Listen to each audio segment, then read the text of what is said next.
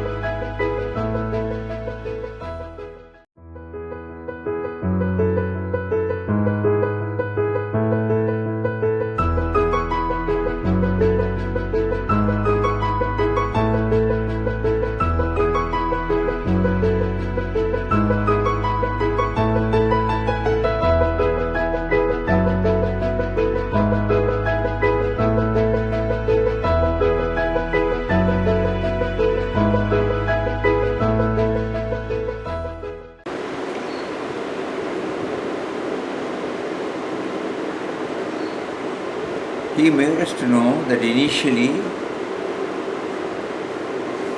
basically, inherently, it is there in all of us.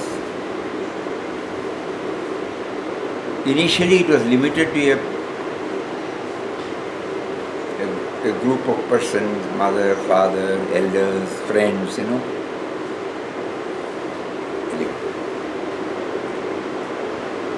But somehow, at some stage, it got stuck there. Unknowingly, the me and mine started limiting this love circle, and we really lost sight of the word bhakti. We were satisfied with our devotional approach towards a deity or a guru, and we thought that is okay. But when we are under the care and concern of a spiritual preceptor, and when we tally with whatever we have conceived on a particular topic, we find that in our case, when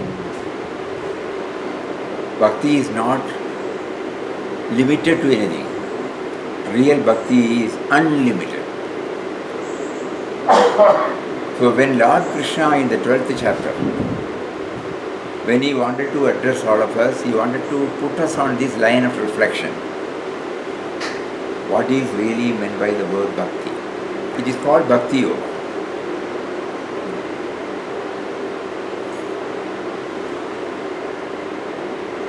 The more we keep on thinking about it, it is not that just we read a word in the sloka and try to understand its literal meaning. Through some anecdotes, we may get an ampler meaning, but actually the real joy is trying to understand what is behind the expression, the unexpressed.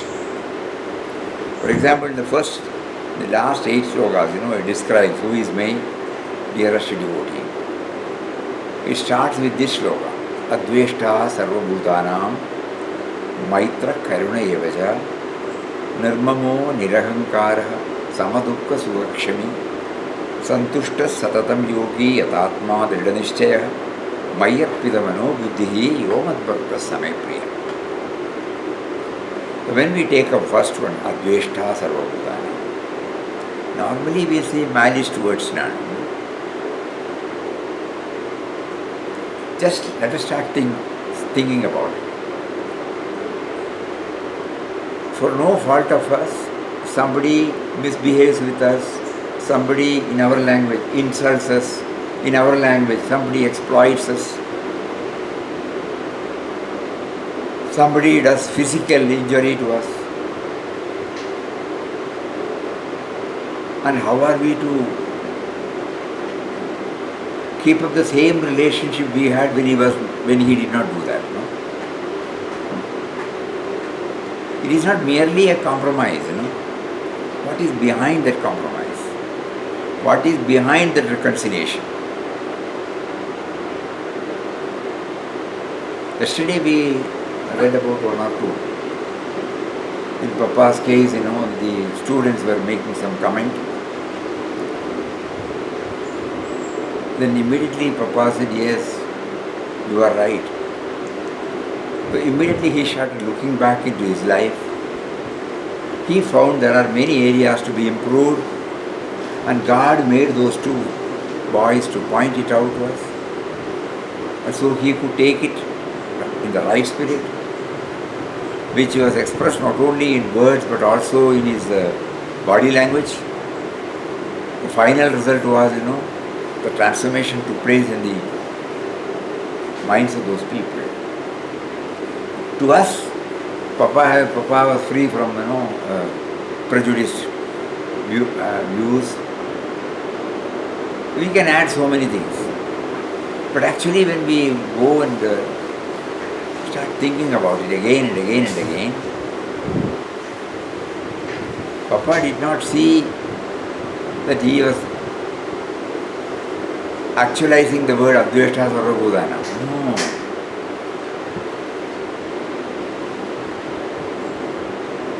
Don't impulsively react. Another message he gives.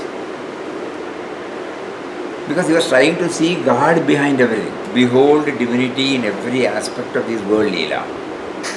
Verily, he is at play in all beings and creatures. Later on, if he has to come out with this statement, it must have been based upon a series of experiences on those lines. Behold divinity in every aspect of this world Leela. Verily, it is he at play in all beings and creatures. So he was able to see he is at play. As devotees, as aspirants, we should be able to we should try our level best to reflect and make it a part of our thinking. Normally we used to react immediately. How can you say that? Preconceived notion, all those things, we keep on bringing it. But here Papa showed us, not for others. He knew God was guiding them through those two young boys. And when God saw that Papa had passed the test, he also made them to realize, and finally it was beneficial not only to Papa but also to the two students. We call it under Advaita Sarvabhutana. But now see a little more when we do this reflection. Why did Lord Krishna bring this first Advaita Sarvabhutana? Another way of approach, if we are devotees, we traditionally believe in karma theory, we will say it is because of my past karma I am paying, that's all.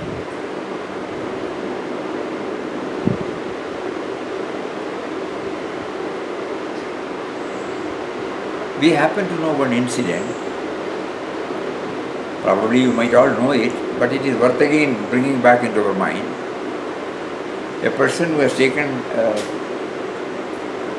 delivery of a very costly car and was driving, he had to reach his home through a village area, lot of bends, in the road.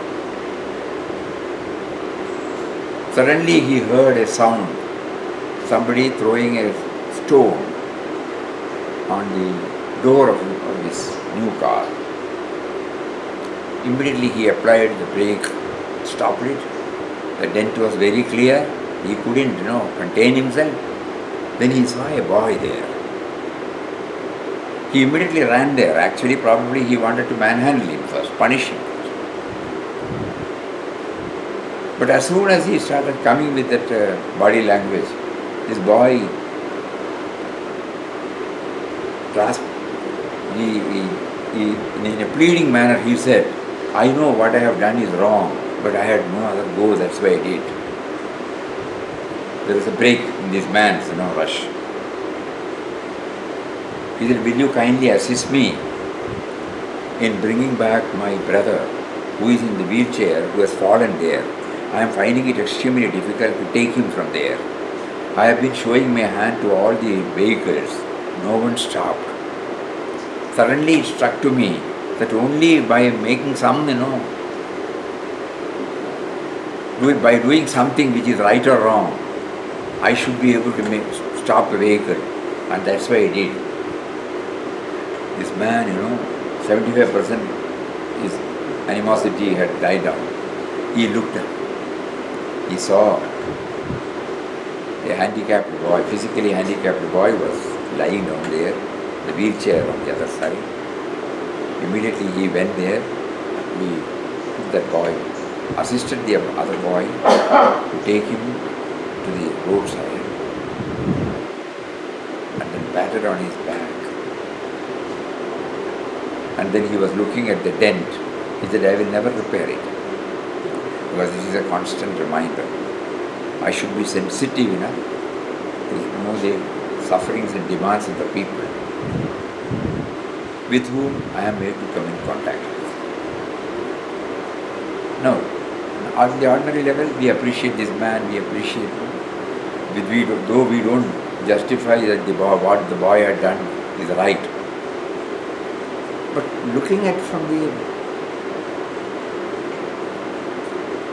karmic level, suppose I take it, the damage caused to my car is due to my karma I am working out.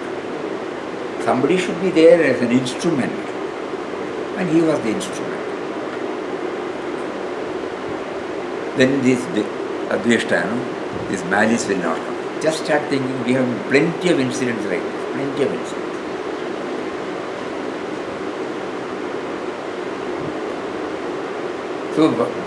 So it could be, the reconciliation could be due to our bringing this karmic angle.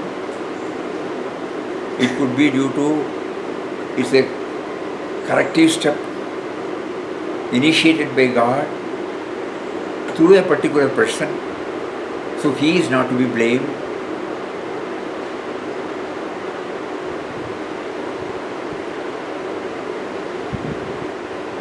And there are instances where you don't think about all these things. It comes straight from the bottom of your heart to do something. You are not bothered about what others say or others do. One more incident, it just came to our notice.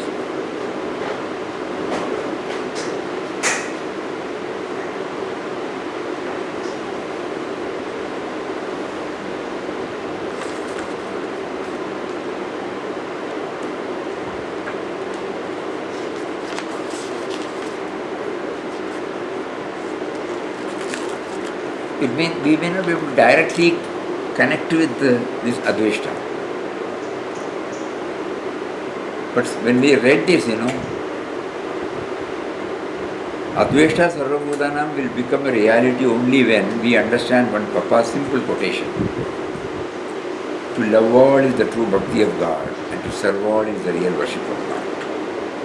So when this love comes, we accommodate everything.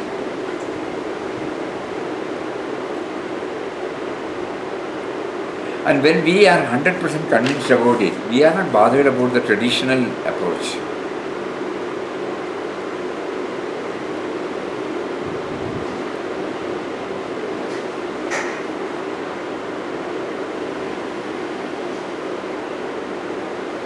Saying, God whispers in our souls and speaks to our hearts.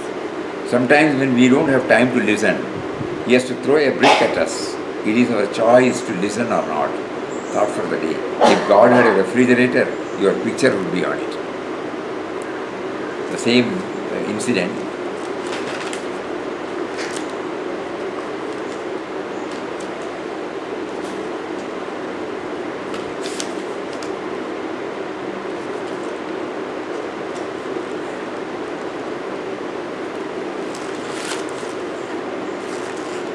One day, I hopped in a taxi and we took off for the airport.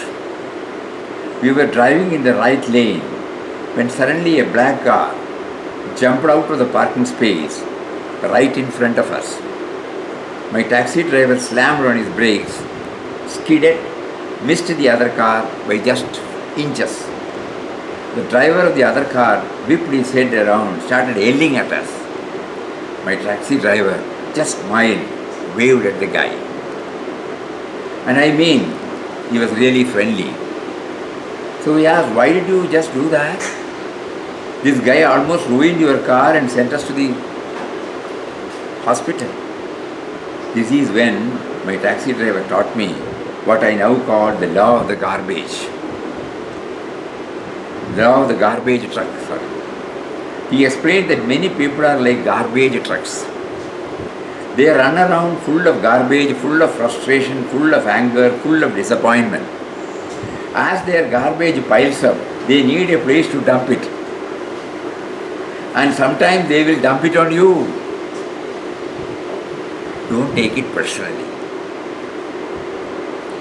Don't take their garbage and spread it to other people at home, at work, at home, or on the street. The bottom line is that success people do not let garbage trucks take over their day. Life is too short to wake up in the morning with regrets. So love the people who treat you right. Pray for the ones who don't. Life is 10% what you make it and 90% how you take it. Just imagine how this person, how would we react? We are trying to understand Advaita Sarvabhuta now. Lot of reflection. He is not away, he is not only in a temple or in an ashram or anywhere. He is there in everybody. He employs different methods to teach us this. Every time we fail, he employs different methods.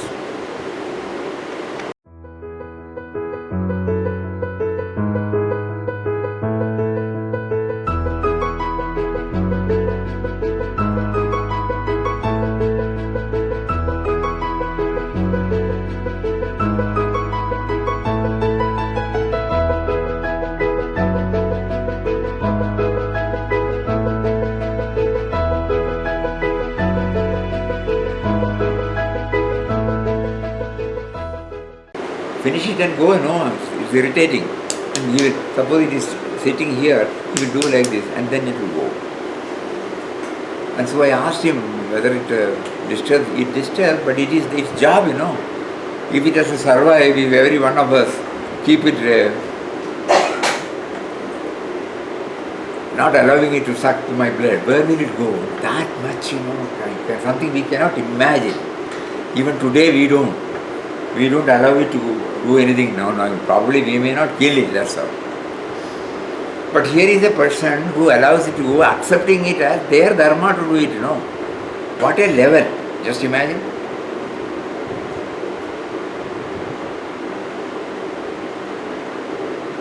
May he'll say that. It's a tiny incident, it had happened about 15 years back, but really, I was trying to understand the meaning of this Advaita Sarvabhuta. From its level, it doesn't mean that it should do harm to us. Just like we do so many things with the feeling that we are helping others. We may be indirectly doing havoc to so many creatures, which fact we don't know. To us it is a productive work, but it is not so. It is a destructive work. It is for many of the insects. Suppose I dig and I want to plant something. I create a tsunami for many. So I cannot help it. I may not be able to stop doing it, but at least in the heart I will know that no. There are many, many instances. So how do we approach this particular word? Adveshta Sarvabhutana. When Swami Chidanji Maharaj was here, when he was going from here to the Samadhi Mandir, somebody was twisting the leaves of one plant. Immediately, he went and discouraged him and then told him no, it will pain. So he was feeling it.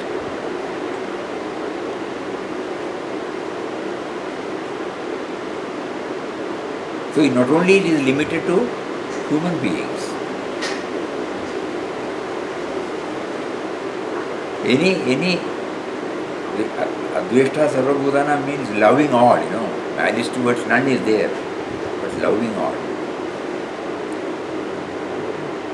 Just start thinking, just start parading before every one of your life. There must have been some incident where, from the Vyavaharik standpoint, we will be 100% right. But from this angle, we were wrong. If we want to qualify ourselves as a true Bhakta of God, suddenly now he is reminding me, if you are successful in not reacting impulsively,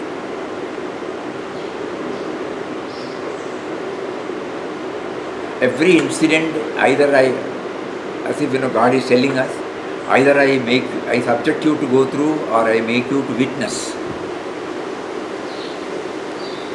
to learn this one word, Adveshta.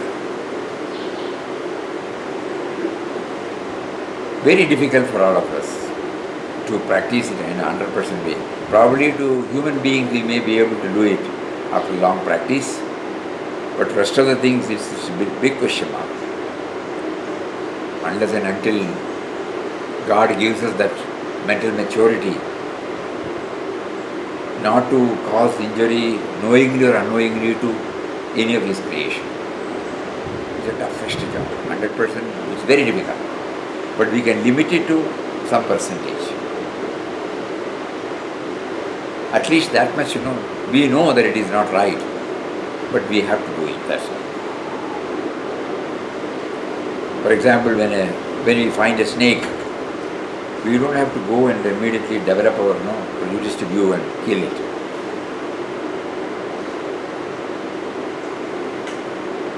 No doubt, if we place our hand or something like that on it, it will definitely bite. So we have, right from childhood, we have got a notion that these things, whether it is scorpion, whether it is snake, or anything like that, immediately, the natural tendency is somebody will go and kill it.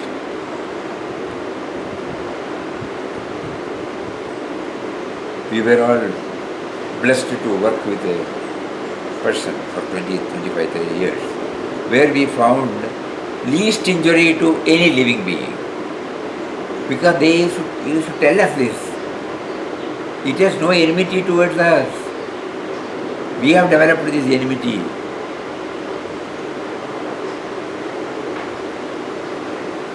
It has no enmity. It is doing its job. It has been given this protective shield to safeguard its interest, that's all. No snake will come and bite and then go. No ants will come and bite and go. When we trespass into their territory unknowingly, not with intention agreed, but to it is trespassing. God has given that protective because it doesn't speak, it doesn't do any, it has no other this thing. So God has given this protective shield, this anchor, by which it can protect itself. Suppose we are in a position to understand that. He was the person with whom we were working. Every time he used to bring it to our notice in this manner. Not that he will say you should do this. Whenever we ask him why you are not doing like this is the normal practice. And in that estate, it's a coffee estate, where there are plenty of venomous snakes, nobody had died of snake attack, snake bite. or for that matter anything, whether it is scorpion or any such thing, normally which gives us, even bees, suppose there is a beehive, he will immediately say, he will warn us, don't do that. It will not come and attack, but if you disturb, everybody will come and attack you. Normally, in good old days, we used to see people light fire under the tree and somehow make the entire bees die for no fault of them. So, Adveshta Sarvabhutana. So, the fourth approach is, first we try to understand it that God is correcting me through that particular individual. Second is that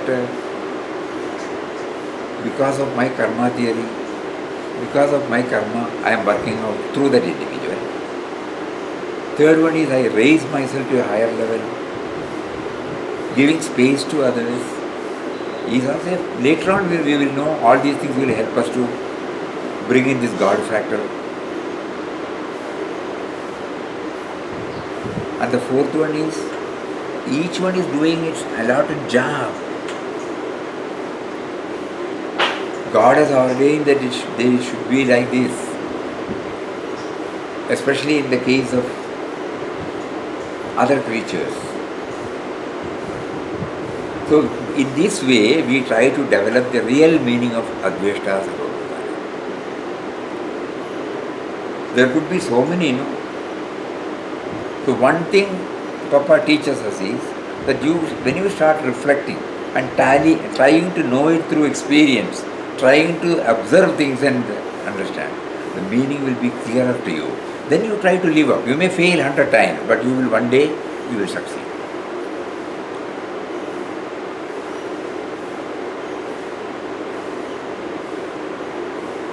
That garbage is a beautiful one. Immediately he was able to give space to others. He doesn't carry any Dveshbhav toward that particular person. We have seen that. We have seen many people doing it and the positive impact. When you try to understand, because of this they would have done. The Dveshbhav, it does not touch them at all. And when it comes to our practical life, we will be praying to God, It is all right when I am in a normal stage, when I am trying to understand this through satsang, but when I am actually on a field, kindly enable me to actualize it. Kindly make me aware that you are giving me an opportunity to test and actualize it, so that I don't slip into the individual level and unknowingly nurture this Dveshbhav.